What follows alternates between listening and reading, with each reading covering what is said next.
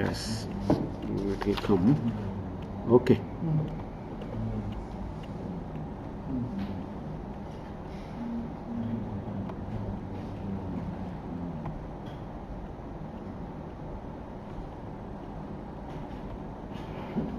Okay, we will start.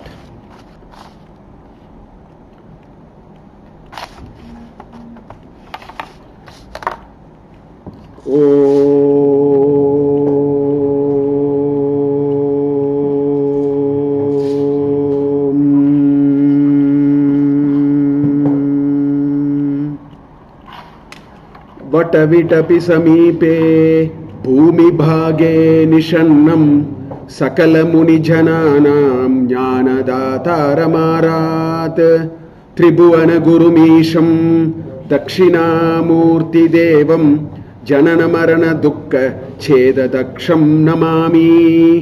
चित्रं वटतरोर्मूले वृद्धा शिष्या गुरुर्युवा गुरोस्तु मौनं व्याख्यानं शिष्यास्तु छिन्नसंशयाः। ओम नमः प्रणवार्ताय शुद्धज्ञानैकमूर्तये निर्मलाय प्रशान्ताय दक्षिणामूर्तये नमः। ओम ओम बाल्यादिष्वपि जाग्रदादिषु तथा सर्वास्वस्थास्वपि व्यावृत्ता स्वनुवर्तमानम् अहमित्यन्तःस्फुरन्तं सदा स्वात्मानं प्रकटीकरोति यो भजतां यो मुद्रया भद्रया तस्मै श्री गुरुमूर्तये नमयितं श्री दक्षिणामूर्तये. So by modern parlance, today is a teacher's day, very apt to look at Dakshinamurty Stotram. Thank you, Sridhar. Let Lord Meda Dakshinamurty give all of us peace and prosperity in our life. Ganesha, today is also Ganesha Habba. So let Lord Ganesha, the Vigna Vinayaka, also give us an uninterrupted journey in our spiritual endeavors that we do in our life. So we were looking at this sloka last time. A little bit we saw. So we will continue in this sloka. So every sloka, as I have been saying in Dakshinamurty Stotram, is so profound and deep. Shankaracharya just uses 2-3 lines. The last line is anyway common. So effectively we are talking about 3 lines. With 3 lines, the amount of ideas and the deep things that he is communicating is so huge that it is so interesting. So I think this 1 minute I will. One window I have to close. It's showing the desktop. It will continue. Don't worry. It's okay. But you can see the slides. Yes, that's okay. So in this shloka, he has simply used the word avastha. Last time we talked about it. It's a very profound idea. So I was thinking about this issue. So I thought I will share a few thoughts before we go back to the shloka again. Essentially, Shankaracharya is making a very, very important point. We are all products of our own mind. At the end of the day, we are all the products of our own mind. That is what he is bringing through this shloka. In modern parlance, they use the word mental model. In management terms, what is the mental model, they ask. Mental model, imagination, state of mind. We use these kinds of words actually. So all of them are pointing to the fact that what we are is actually a product of our mind. Now, what does that mean? Our views about life. What is life? What is success or failure? What are our goals in life? All these are product of the mind. Please understand, at the end of the day, these are product of the mind actually. That is why what appears to be success for someone can be actually failure for somebody else. Because it's all processed. The mind is creating a certain mental model and we live in that mental model. So our views about life or success or failure or goals, these are all making of the mind. Our views about the world around us is purely a product of the mind. Why? Because I see him for the first day in my life. I think he is the most adversarial person for me in my life. That is what the mind has told me. Because I don't know who it is. I mean, his mannerisms look strange. What is this person? This is how we all start. Maybe after some time, that idea gets even more accentuated or it changes. We think, oh, he is the most wonderful person. First sentence you speak, immediately the mind starts processing. I mean, that is what life is. So our views about the world around us is a product of mind. That's why for one person, life is so interesting and so, positive. In the same environment, in the same situation, for the second person, he goes through deepest depression. He feels very disappointed. He feels, why is it happening to me? I am the most unlucky person in the world. I have been so good to others. This is how the mind works. And that mind coaches us and presents us the world around us. So, what the world around us is also the product of the mind, so to speak. Or our understanding of what is happening to me is also a product of the mind. That is why two of us in the same situation have gone through the same kind of efforts, yet one feels that he has been blessed, God has been kind to me, other feels that for his effort he has been not rewarded enough. It's a normal thing that can happen. Both of us put the similar effort, brought the same intelligence, in the same situation. The reward was little different or sometimes even similar. Even after all these, I think I have been blessed and somebody else thinks he has been so unlucky. So every variable is the same, but something is different.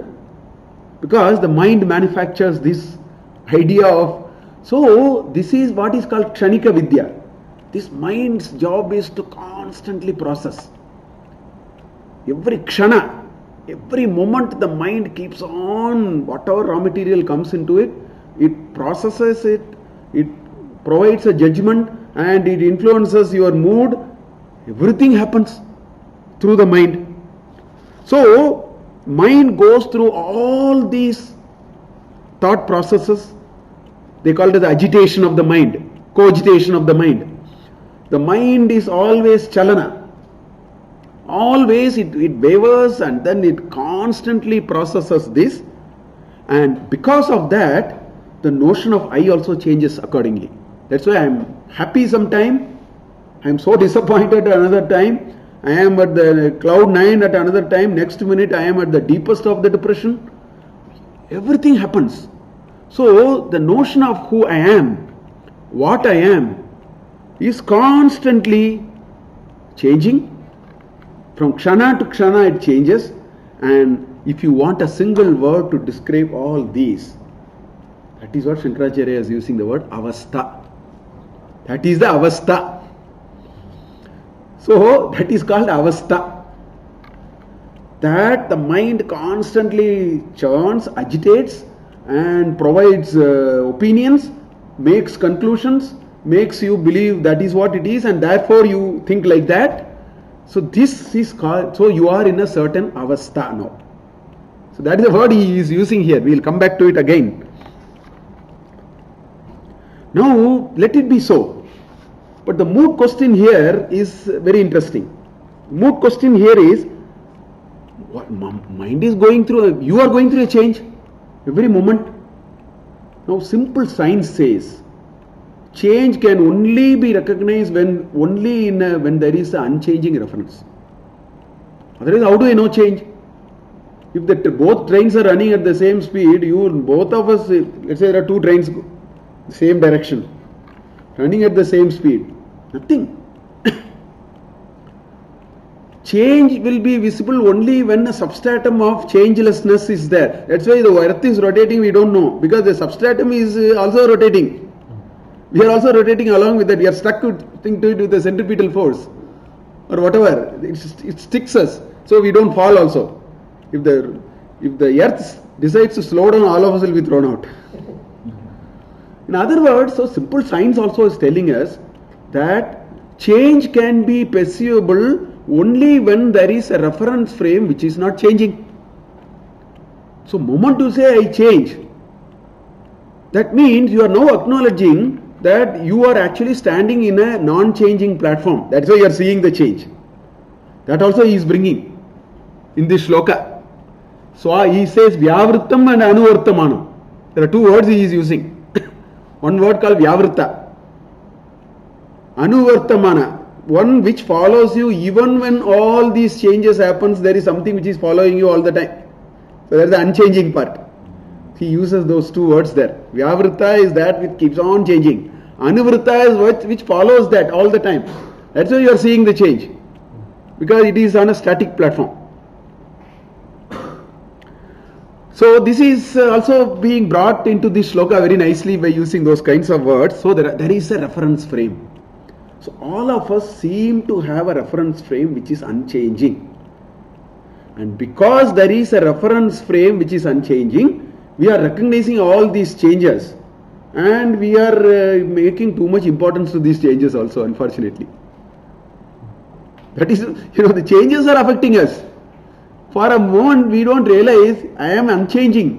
Why am I not focusing on that? I am focusing on the change and replace my mistaken identity to be the change itself, and I am getting affected. This is how we lead our life in a very normal sort of a sense. This is what we are doing. Now, what is that? So one question is, where is the reference frame? The entire Vedanta says that reference frame is actually the Purusha. The change that is going through is the Prakriti. The Purusha is the reference. In Mudaka Upanishad next we will see. It's a very nice shloka, opening shloka in chapter 3. Beautiful shloka. Time permits today we will see, otherwise we will continue to see that. Where these two are very nicely brought in that. Second interesting question is, what are the characteristics of this change? How do you characterize this change? This change is going on. How do you characterize this change? Two very nice things. One is the changes are impermanent. That's why you cannot be in eternal bliss, you cannot be in eternal sorrow. Although this mind is so intelligent, it tells you when you get into sorrow, it makes you believe you will be in eternal sorrow.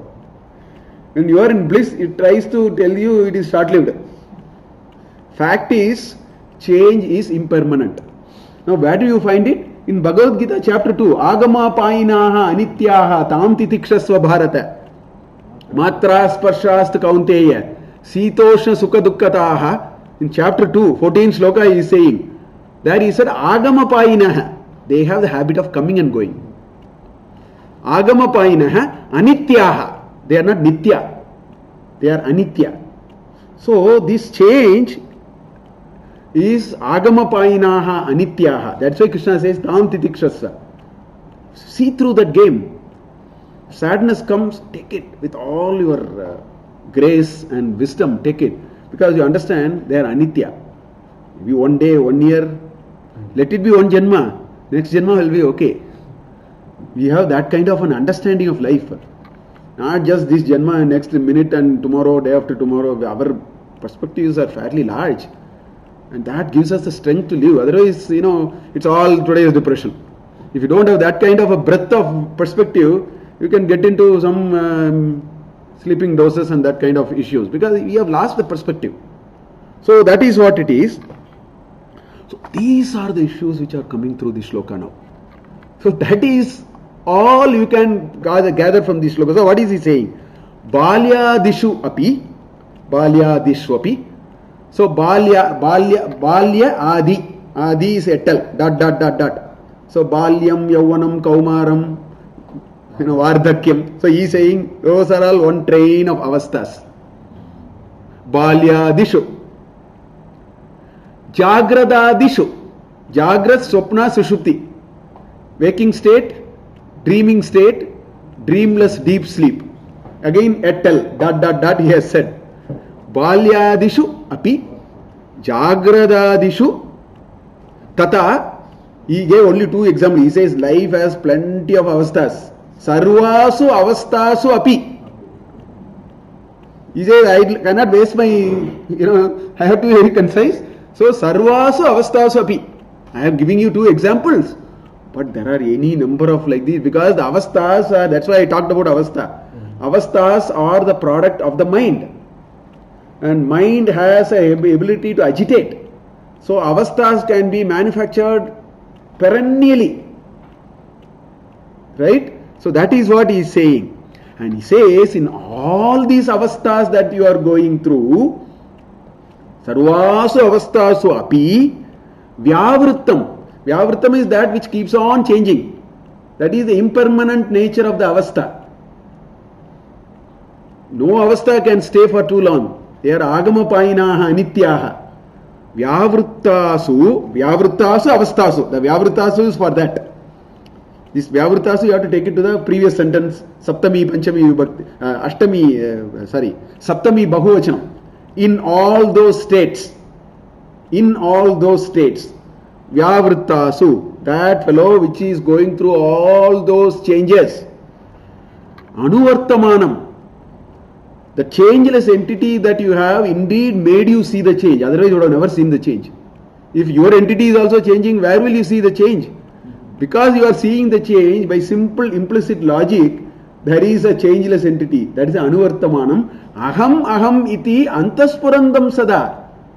That unchanging entity is popping up as I all the time. That I-ness is not related to the body, it is not related to the passport, it is not related to the birth certificate, it is not related to any of those are all avasthas. It is not related to any of them, it is related to something which doesn't change. Aham iti antaspurandam. It is, the spurana happens within. In the world within, it is always opening up and saying I. The I-ness is deepest deep inside. Chetak kuhare panchamukosti ko bihi. That's what he says in Shivananda Lahari. He says the five-headed lion is in my, because Shiva is Satyojata the Panchamukana. So he is using that kind of description there. Me kuto bihi. Where is my fear? Because that inside in the Chetak Kuhara is that I-ness is sitting, which doesn't change, which is the witness, which is the Purusha. So we will see that and then come to the Swatmanam Prakati Karoti. So what are these avasthas? I told one or two, but I made as many lists as possible just to make the point very clear. All are mutually exclusive.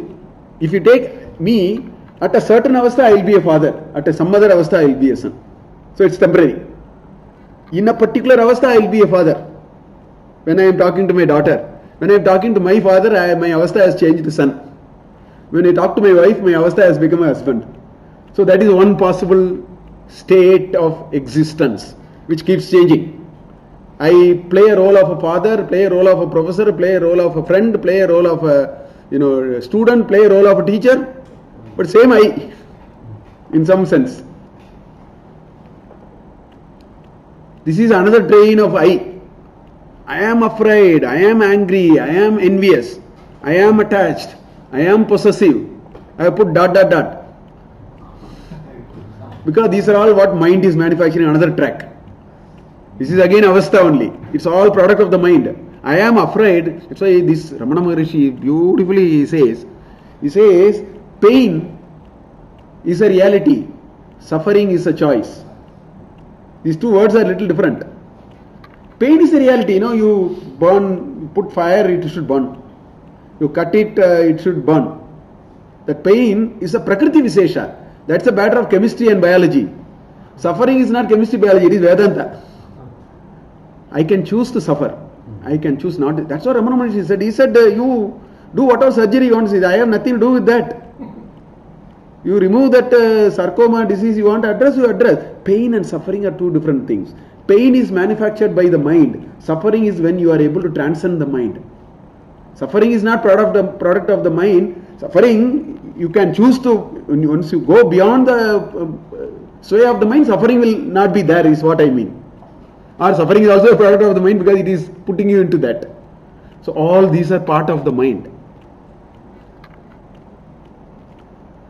I am dying, I am losing my position, I am left uncared for, I am alone. This is another avastha, another track of avastha. The mind gets into a state of loneliness. Then people feel depressed, they say, the whole world is desert, nothing has happened. World is going as usual. Your mind is now gone on a holiday now, or on a trip on which it is taking you. That is the situation, actually speaking, objectively if you analyze it. I must do this, I am responsible for this, I alone can do this, all these are another set of avasthas. Again, this mind manufactures in another dimension now. I am the boss, I am the subordinate, I am the team worker, I am the leader, I am the follower, all mutually exclusive states. You can be in any of these.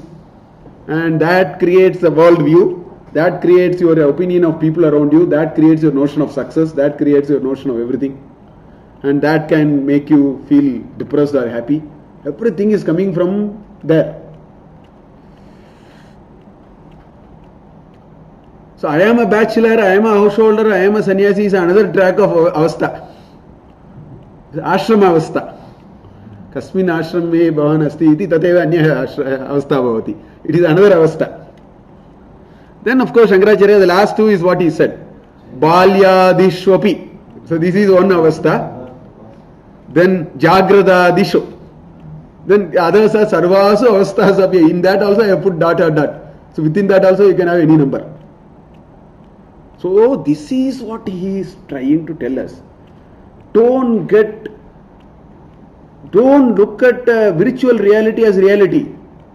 This is all virtual reality. They are not reality. Reality is not any of these. These are all manufactured, presented before the so-called I by a mind. And if you want to subjugate yourself to the mind, then they are the reality. If you want to wake up and question it, the reality can change. That is what he wants to actually bring through this sloka also.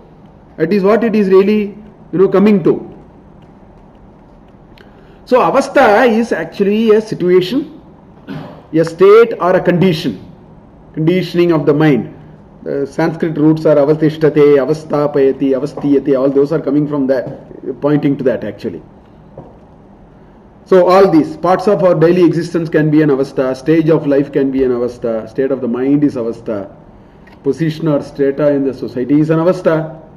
All avasthas are temporary, independent, they are independent of one another and mutually exclusive. That's how all these exist.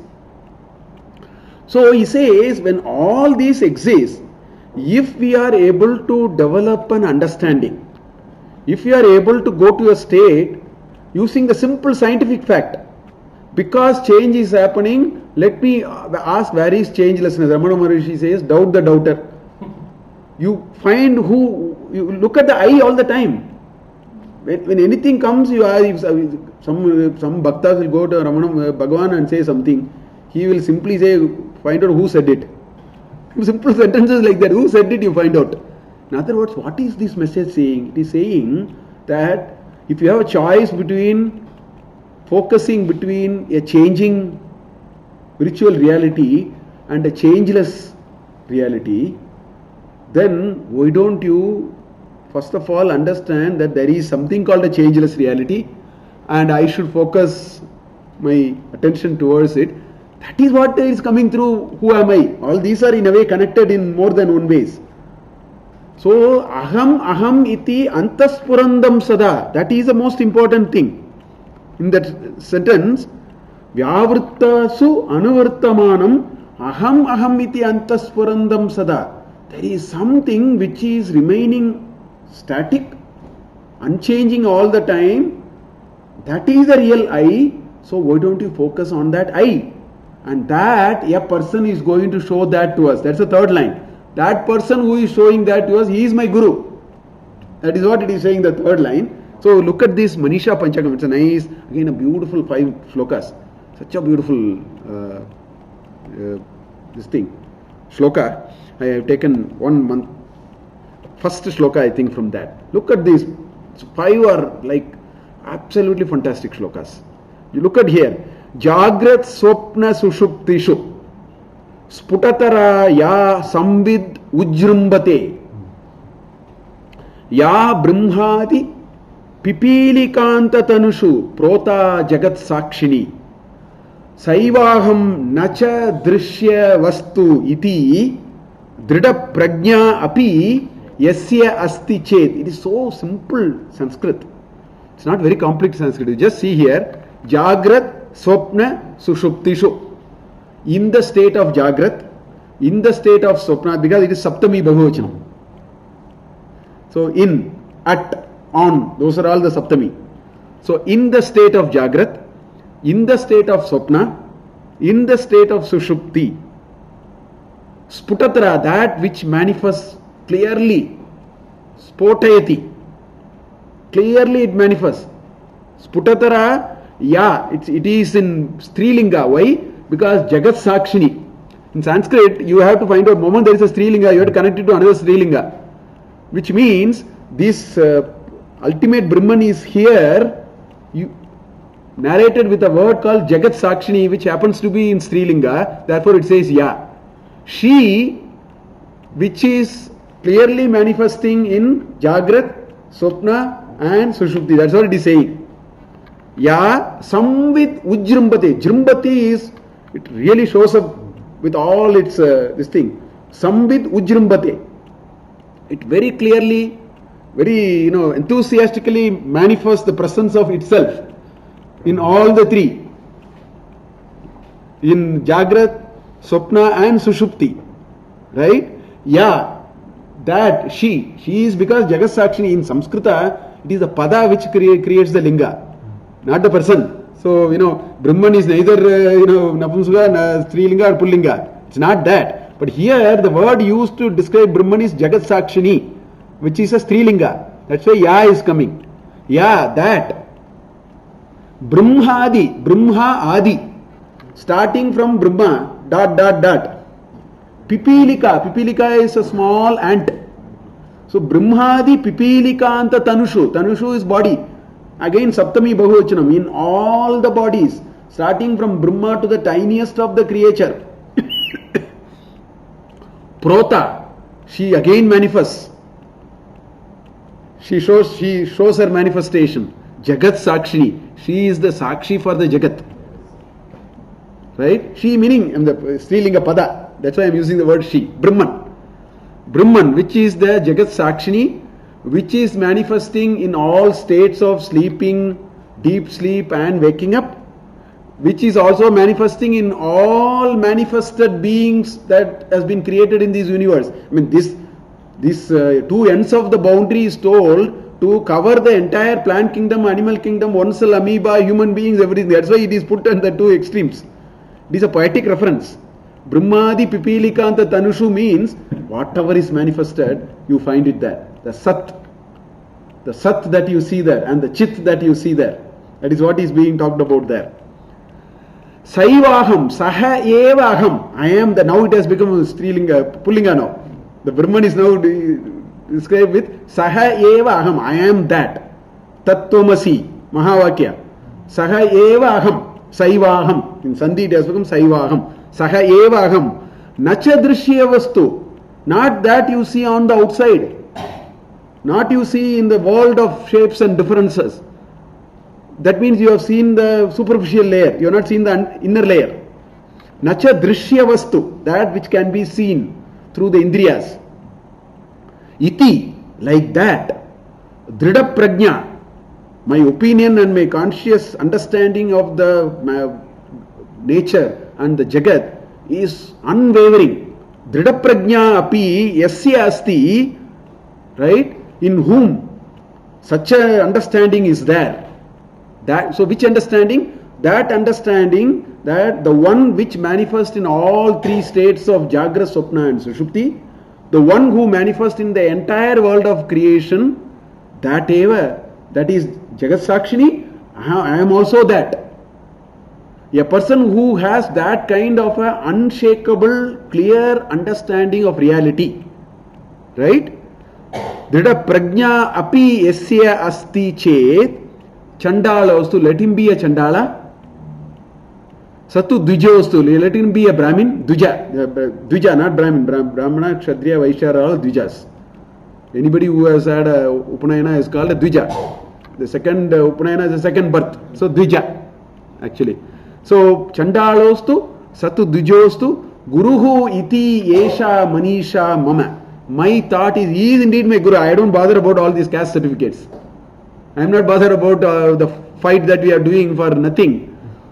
I think that is more for Vyavahara. Our caste system, Varnashrama Dharma is for Vyavahara, not for spirituality. Spirituality is your ability to see, Sarvatra Samam Pashyati. Spiritual is different from Vyavaharika. Don't bring spirituality in an organization. Don't allow anybody into the treasury. Only authorized people should go into the treasury. Don't bring Samatva and then create chaos in organizations. That is what Varnashrama Dharma is. For work you need do's and don'ts, qualifications, entitlements. A class 4 employee of IIM Bangalore will not be given private ward. Don't come and keep shouting Varnashrama Dharma here. But you choose to do it outside. Don't understand it wrongly.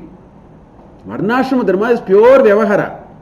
I want people with a certain qualification, certain do's and don'ts, certain things, certain entitlements. That is Vyavahara. Whereas here it is not Vyavahara. While he may be a janitorial worker, if I see Brahman in him, while for Vyavahara I may shout at him, but I also worship him in the heart of my heart. That is possible. People have demonstrated that. That kind of leadership is possible. You don't have to discount any. Leadership is not discounting people just because you are in a position. If you discount people, if you are in a position, that means you are spiritually zero.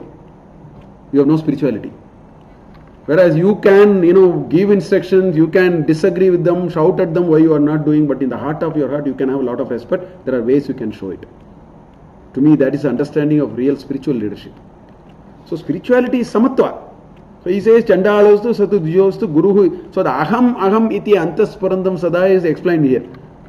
With another nice kind of a shloka here. That's what I thought I'll bring this Manisha Panchakam. So I'll take a couple of shlokas in Manasollasa from chapter 7, which are all describing this. He says, Avedhyanubhave nashte tadiyam vishayam prati anubhavakam atmanam bodhayati anayapayinam. He says, experience, you went through a certain experience. There was some experience you went through. That experience is over. But it remains with you, no? The thought, it's called samskara. They use vasana, samskara, these words are used. So Sureshwaracharya says the very fact that while the event collapsed, but it remained with you shows that there is something other than the changing item. There's an unchanging. How do you know the unchanging? Because if everything is changing, when it went, everything should have gone. But there are feelings which have remained with you. There are vasanas which you have carried. There is a memory trace that you are carrying with you. That shows that there is something permanent which is capturing, while there are a host of impermanent things which will also come and go. At one cross level it is memory. Memories also will go. So it is not memory. Vasana is not memory. You can't translate vasana with memory, samskara as memory. Watermarks. It is something like which is in the linga sarira, which goes after you shed the body, it will go with you and come back. It's like watermarks, sir. In computer, if it crashes, we retrieve data through Watermark, something like that. So, avedhyanubhave nashte, even that anubhava is, nashta has happened, tadiyam vishayam prati, anubhavakamatmanam, that is that anubhava stays with you. Where? It stays in that non-changing entity, which is called linga sharira, actually, which transfers from janma to janma also. The continuity is actually established only through that. And that is that unchanging aham iti antasparandam sada, its one manifestation is that. That's what he's saying. Bodhayati anapayinam. It teaches us, it establishes us anapayinam. Not agamapayina, anapayina, non-changing entity. Vishayecha pramushite nashte, same idea is coming. Va anubhave sati, the anubhava is gone, the vishaya is also nashta.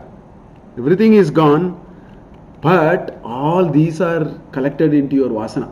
So the first one is the simple memory. The second one is actually the vasana. Second shloka. Swavishrantam smaratyartam. To remember all of them, there is somebody who is sitting. An unchanging entity which is sitting to remember all these. things that have happened. That's what it is saying. So, Svavishrantam smaratyartam devaha apramushitaha sada. So, he is always there. He is not destroyed. He is always there. And that is that unchanging I. So, that's what he is trying to bring these through shlokas. Anyway, so up to shloka 7 we have seen. There are 3 more shlokas, 8, 9, 10 to complete Dakshinamurty Stotram. So if you look at these shlokas 1 to 3 as we saw is Vishwam Darpana Drishyamana Nagari Tulyam Nija Antargatam. The world is nothing but a reflected city of mirror images. So it connected the Jiva to the Loka. Then Bijasyandirvanguram Jagaditam Pragnir Vikalpam Punaha. It talked about the creation process. So the first 3 shlokas were Mahavakya. How do you connect Jiva, Jagat and Ishvara? The triangle. That is what he did in the first 3. Jiva, Jagat, Ishvara Sambandha. And Mahavakya. Then Bodhayit Ashitan, all those that come. Tattvamasi Veda Vachasa Bodhayit Ashitan. Tasmai Shri Guru Te Namah. In the 4th sloka, it talked about the jnanam. It said, Nana Chitra Gadodhara Sthita, the experiment in which you pierce holes in a pot. Janami iti, tat tameva anubantam samastam jagat. So the process of knowledge, the process of jnanam, lower level jnanam and higher level jnanam, all those were explained in sloka 4. We said, how the Chakshuradikarana Dwara Bahispandate, Janami Tietad Anubhatam, all those. Shlokas 5 and 6 he used for all those different schools of thought. Deham pranam api indriyan api chalam buddhim cha sunyam vituhu stri balanta jadom pamastum iti branta vrishamba. He said how all these schools are not proper. What is very important to understand that the deep sleep is not a state of shunya. It is not a state of non-existence. It is a state of purity where the means of existence are blocked. That's why you are not able to recognize it. If you demolish all the buildings in the whole world, space can never be recognized. You are recognizing space only because of interruptions. If you remove you make the whole world flat. I mean flat in the meaning destroy every interruptions possible. Then Akasha is not understood. That's what he brought. So Shunya is, so it's not Shunya. It's that your ability to see is removed. They exist. The moment you put an interruption, you say now there is a bedroom, there is a hall, there is a classroom, there is a kitchen. Because you created a shape, Nama and Guna. You brought and did that. So all those are explained in shlokas 5 and 6. And shloka 7 is the uninterrupted I, the who am I. Aham aham iti antasparandam sada balyadishu jagradeshu jasno visa. It talks about connecting I to the empirical world. So it is through the lens called mind, through which we connect ourselves to the empirical world. We start saying I like him, I don't like him, he is my brother, he is my sister, he is my opposite house. Everything is processed through the mind. If you switch off all of that, all relationship will evaporate, which he is going to say in the 8th sloka in some ways. If you switch off this gadget, then your output is not there. It's as simple, it's only a gadget. Mind is a gadget. The only thing is we want to be a slave to a gadget. Rather than the gadget being a slave to us, we want to be a slave to a gadget. Instead of a TV, we want to be, some people are slave to the TV or the remote. Some people are slave to the mind. What is the gadget? So that is what is being. So in all these 7, he established the Advaita Siddhanta actually. Saying that the world of plurality is all created. They say the Maya word will come in almost all shlokas. If you see, we described it also in some detail. So he established why the world that you see, the empirical world, is not the true reality. The true reality is one in which everything is knocked down and you will fail to see. You will see oneness. In oneness there is nothing to see. No, moment you say see, the word see will lose their meaning. Because if you say see, then you need a triputi. Seer, process of seeing, and an object to see. It's called triputi. You need the triangle. If you have to see, then 3 things are required. There must be a seer or a subject. There is an object. There is a process of seeing. If you destroy everything, all these will go. That is the argument. That is the central argument in Advaita Siddhanta. So that is what he sort of established in many ways with several examples. Every shloka had a couple of examples with which we saw. So the last three shlokas are actually sort of concluding the same thing. So more or less the ideas are set out in the 7 shlokas. In the last 3 shlokas he is only, recapitulating again. So Sureshwaracharya in Manasollasa, he explains why is he doing it. So first preamble, some shlokas are there, interesting shlokas for chapter 8, which is for the 8th shloka. So I will bring a few of them. He says why there is merit in doing it. So according to Sureshwaracharya, he says shlokas 8 to 10 are reiterating and summarizing the idea again. Now the question is, why do you want to do it? So these shlokas are saying, he says, Kasya bandhascha mokshascha badhyate kena hetuna mayayaha. It's not mayaya, mayayaha. The visarga is in lopa. Mayayaha. Because people easily they think it's a typos and say mayaya. Maya means by maya. Mayayaha means of maya. Sashti. Mayayaha lakshanam kim. So the visarga is lopa. In sandhi it's gone. Visarga is gone. When you do a padacheda, visarga will come again. Mayayaha lakshanam kim syat. Iti evam pariprichatah. Pariprashna is asking again and again. Tadvidhi pranipatena pariprashnena sevaya upadekshanti te jnanam jnanina tattvadarshine. In chapter 4 of Bhagavad Gita, that pariprashna word is there. Pariprichati, which is intense inquiry. Asking again means not asking somebody, internally asking. It is intense introspection and intense inquiry. What are the inquiry? Kasya bandhascha mokshascha. Who is being bound and who is being liberated? Whom are we talking about?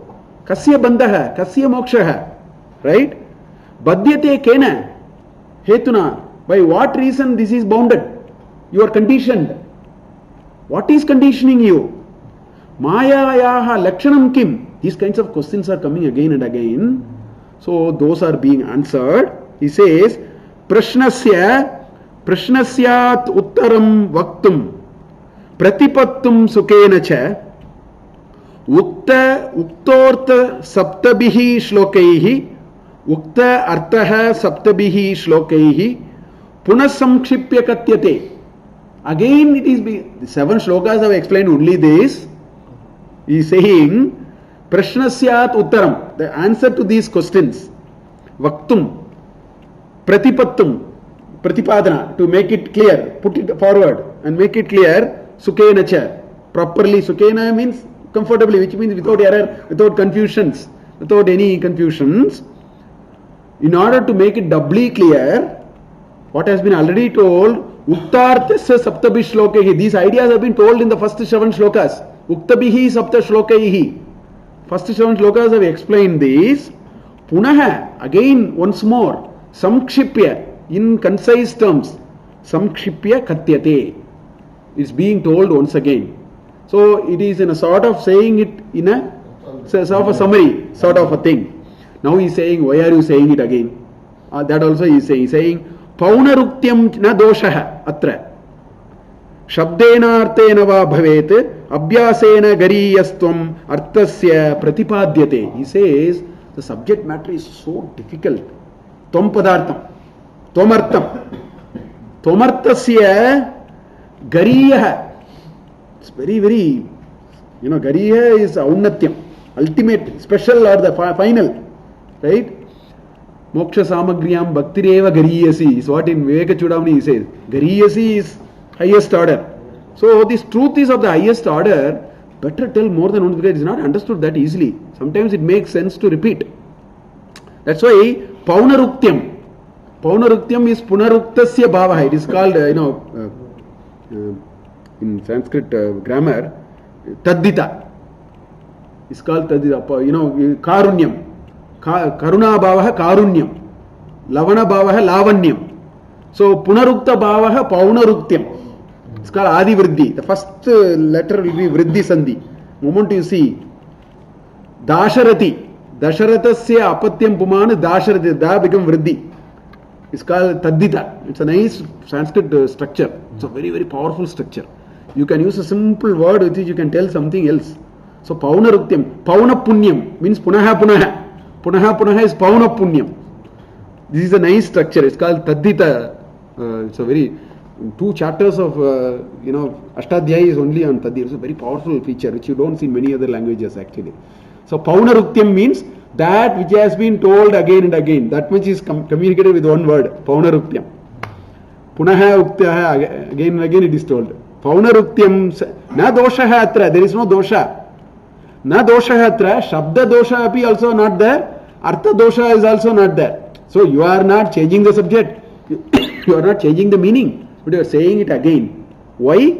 Because it is so deep. Abhyasena pratipadyate. Pratipadyate. The pratipadana happens only with abhyasa. So do it more and more times. This is called upasana. What is upasana? Upasana is pauna punya. Again and again you contemplate, then it will start staying in your mind. Manana. So all those are part of that. It's all part of upasana. So he says it makes sense to do it. That is why Shankaracharya is again saying all those, whatever has been told in the first 7 slokas, he is saying it in the last 3 slokas. Now we look at the 8th sloka. Vishvam pashyati karyakaranataya swaswami sambandhatah sishyacharyataya tataiva pitruputradhyatmana vedatah swapne jagrati va yaesha purusho maya paribhramitah tasmai shri gurumurtaye namaidam Sri Dakshinamurtaye. The last sentence is anyway.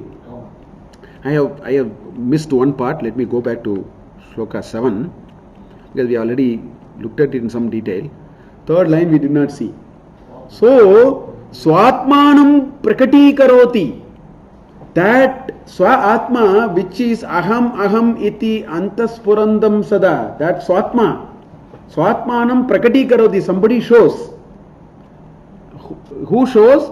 Bhajatam, one who worships, one who goes on to Sakshat Dakshinamurti or a guru and say, please show me, what is this? I don't understand. Yaha bhajatam, yaha prakatayati, prakati karoti. How does he show? Mudraya Bhadraya, by this Chin Mudra. We already talked about this Chin Mudra in the 2nd sloka, so I don't want to get back to it on that. Just to say that the 3, Stula, Sukshma and Linga Sharira, this is a Prakriti and the Purusha. You take the Prakriti and then connect it with Purusha, understand this is the Jiva Brahma Aikyatva. That is the idea of this. That these are the 3 changing. Right? These are the 3. Stula, Sukshma and Linga.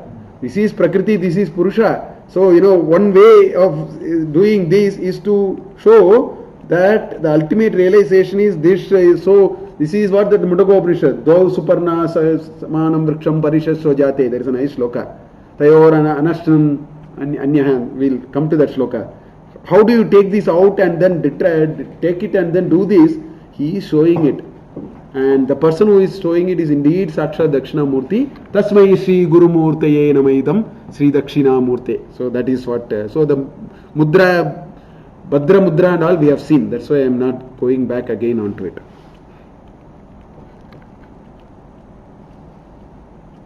Okay. So here he says Vishwam Pashyati. Now he says, how do I see the world? Because we said nothing is there. It is non-dual, Advaita. Everything is one. But he is now explaining the empirical world. But still we are seeing. So he is explaining. This has been already told. He is only sort of bringing it again. Vishwam Pashyati. Why? Because you brought a framework called Karya and Karana. Karya Karanataya. You brought a framework of Karya and Karana. If clay is the Karana, if you leave it as clay, that's the end of the story. Moment you make a flower vase out of it, that becomes Karya, which came out of the Karana. Cotton is cotton. Moment you weave it, it becomes a thread. Moment you stitch it, you become a pant or a shirt. The shirt and pants are Karana, Karyas. The thread is the Karana.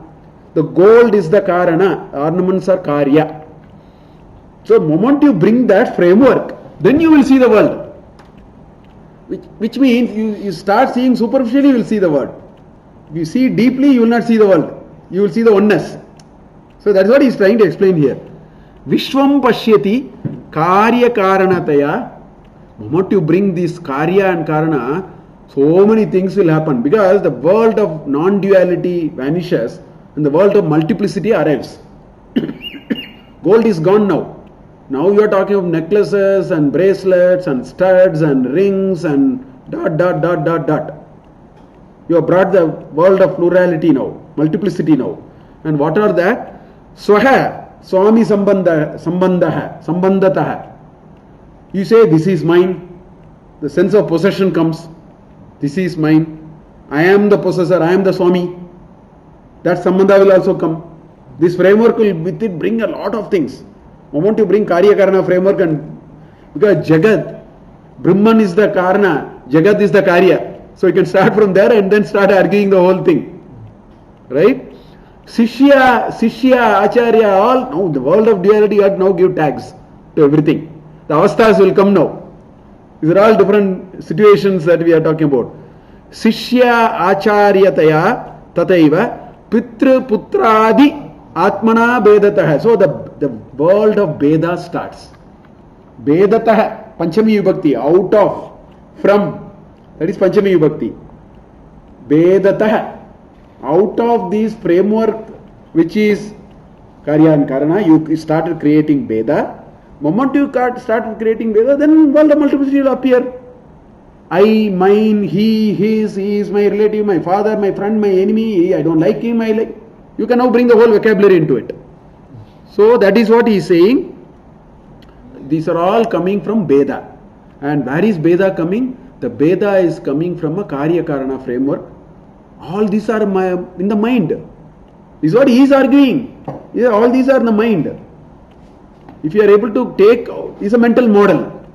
If you are able to collapse the mental model, all will go, whole lot will go. We have not experienced it, so we are unable to see it. Logically we can understand it. The whole thing will collapse, is what he is saying. Sopne Jagradiva. In Sopna or Jagrat. Yeshaha Purushaha Maya Paribramita. So this framework of Karya and Karana is actually coming through a larger framework called Maya. So it is actually the Maya, that Maya which actually brings an empirical world. So the empirical world is the making of the Maya, and the Maya is the one which processes the mind, and Maya is part of the mind, and then it educates us what reality is. Reality can be only, to the extent I decide. My reality is therefore very different from your reality. Very different. Because everything is coming through that framework. So one who is able to understand all these, right? Yeshaha Purushaha, right? Maya Paribramitaha, that person who is actually deluded with Maya, he goes through all of them. He is indeed that purest of the entity. For him my worship is what it is. He is indeed the purest of the entity, but he is being colored into that framework. And he is deluded by the framework of Maya, so the world of empirical reality comes, and then we are busy doing it. We will keep doing it. As long as we see we will do things as long as we see sense in it. So as long as we see sense in it, we will do it. We will continue to do it.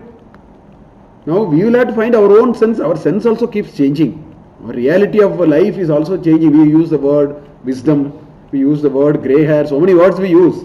They are all only telling that this is also work in progress. That's also progressing in its own way. He is talking about a very high state where all of them will collapse. Until then the framework of Maya will work. So that is what he is actually telling in this shloka.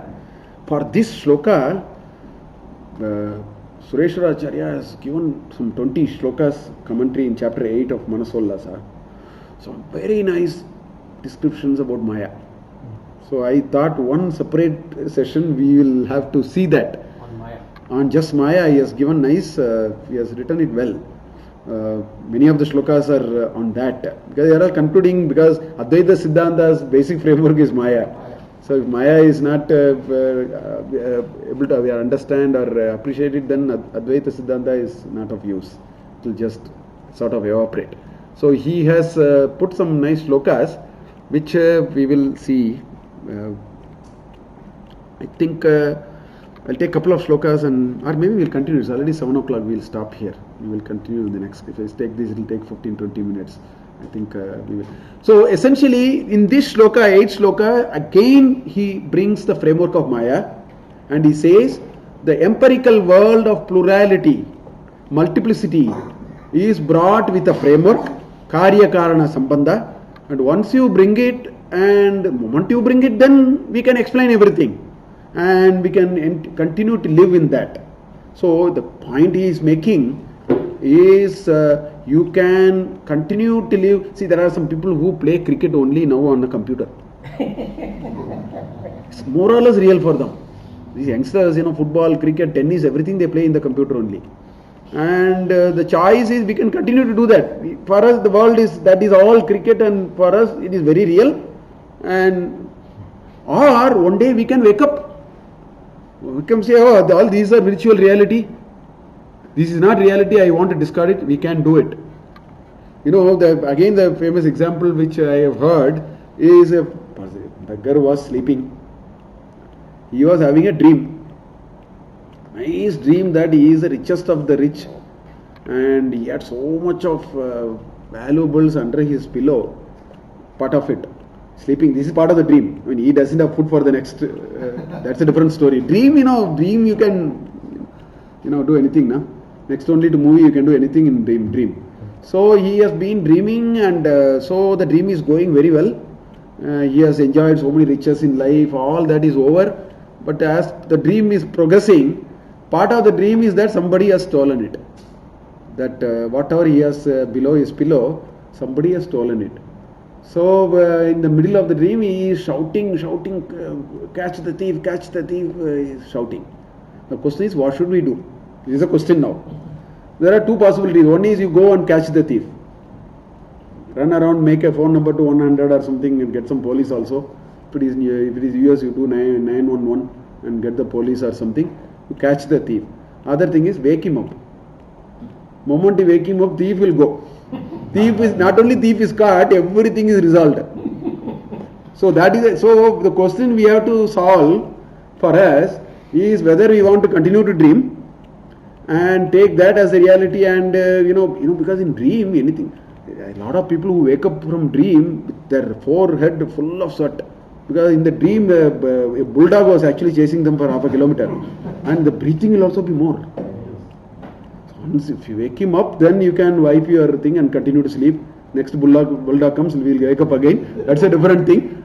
Or you can continue to go through that avastha. You can continue to go through the avastha and then have all your miseries in life, and people cry also in the dream. Because there is a crying scene also. All that is possible.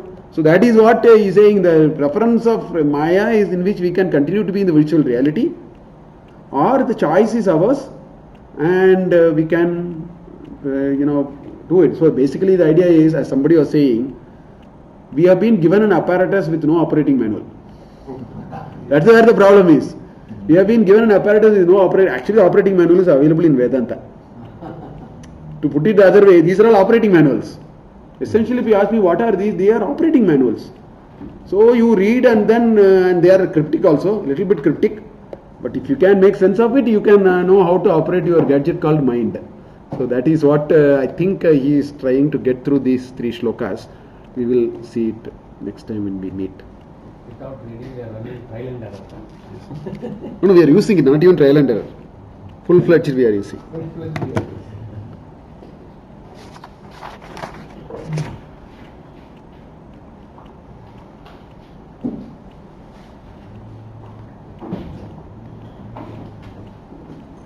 Small request. Yeah. Can you accept the proposal to instead